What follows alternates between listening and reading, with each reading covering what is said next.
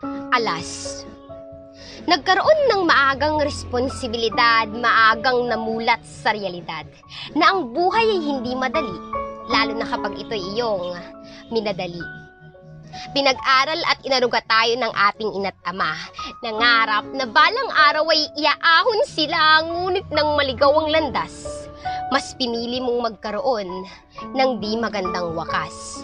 Noon, panulat at papel ang iyong hawak. Ngayon, isang bata na iyong anak. Noon, masaya kang nakikipaglaro kasama ng iyong mga kaibigan. Ngayon, kayod doon, kayod dito.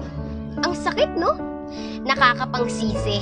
Yung dati mong mga kaibigan ngayon, hindi mo man lang malapitan, mga panghusga at masasakit na salita na iyong maririnig, nakakapanghina. Pero iyan ang resulta ng iyong pagkakamali. Ang iyong amay nalungkot, ang iyong inay nakaramdam ng panghihinayang, mga maririnig mo sa kapitbahay mo'y sayang, sarili mo'y iyong nabigo. Mga pangarap mo sa buhay ay tila ba naglaho.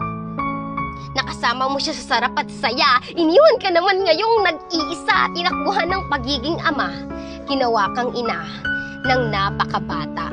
Ngayon, alam kong nagsisisi ka, binabalikan yung mga oras na pinapangaralan ka, ngunit ito'y hindi mo pinakinggan, bagkus ay tinawanan mo pa.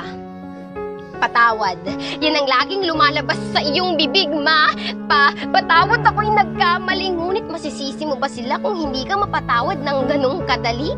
Ginawa mo'y hindi maganda, kaya't ang resulta nito'y mahirap, kaya't ika'y dapat magtanda. Mahirap na landas ang iyong pinili, sapagkat ang magluwal ng isang buhay ay hindi kailanman madali. Responsibilidad bilang isang ina ay hindi kailanman mawawaglit, kaya't ang payo ko sa makaririnig nito, huwag niyong piliin ang panandali ang saya, sapagkat ito ang magiging kapalit. Kapalit ito'y hirap at lungkot, iyak, luha at puot, kaya't gamitin mo ang iyong isip, huwag puro puso, sapagkat ang isang pagkakamali ay maaaring magresulta sa buong buhay na pagsisisi. Makinig ka't mag-isip, sapagkat magulang mo'y kapakanan mo lamang ang laging iniisip. Maging leksyon ang ganitong sitwasyon, huwag kang gagawa ng mabilisang desisyon.